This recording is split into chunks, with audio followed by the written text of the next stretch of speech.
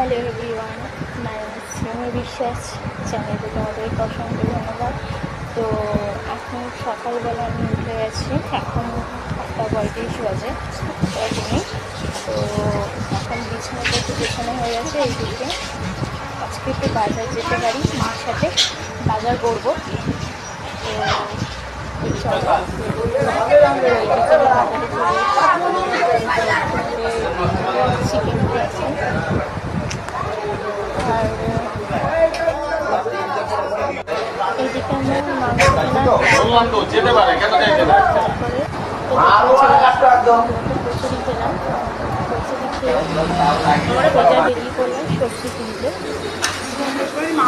এদিকে আমরা সবজি কিনে ফেলেছি। এখানে আলু, পেঁয়াজ, লঙ্কা সবই কিনেছি। সোজা বাড়ি যাবো। এখানে অনেক সবজি, আমার তো ভীষণ ইচ্ছা হচ্ছিলো